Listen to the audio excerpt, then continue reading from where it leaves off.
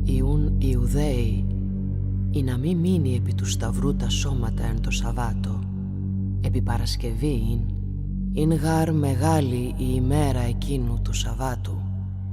Ρώτησαν τον Πιλάτον, ή να κατεαγώσιν αυτόν τα σκέλη και αρθώσιν. Ήλθον νουν οι στρατιώτε, και του μεν πρώτου κατέαξαν τα σκέλη, και του άλλου τους εισταυρωθέντος αυτό. Επί τον Ιησούν ελθόντες, ως είδον αυτόν ήδη τεθνικότα, ου κατέαξαν αυτού τα σκέλη. Αλής των στρατιωτών, λόγχη αυτού την πλευράν ένοιξε, και ευθέως εξήλθεν αίμα και είδωρ.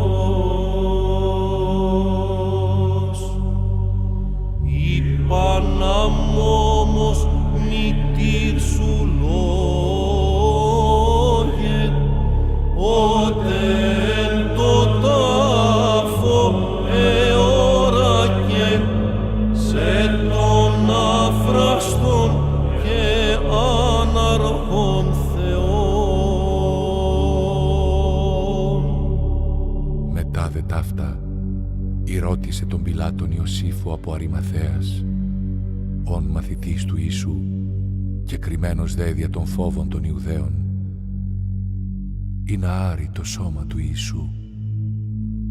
Και επέτρεψεν ο Πιλάτος. Ήλθε νουν και ήρε το σώμα του Ιησού.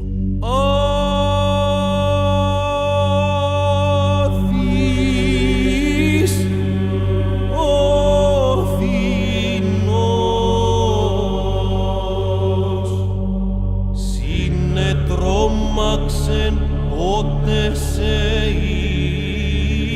είδεν, ήλιε της δόξης αθάνατε, και δίδου τους δεσμίους εν σπουδή.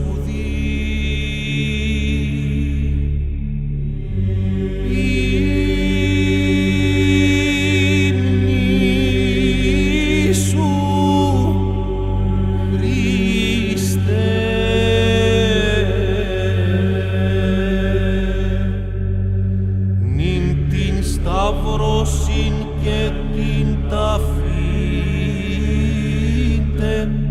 άπαντες πιστοί εκθιάζομεν, οι θάνατου λυτρωθέντες σοι ταφείτε.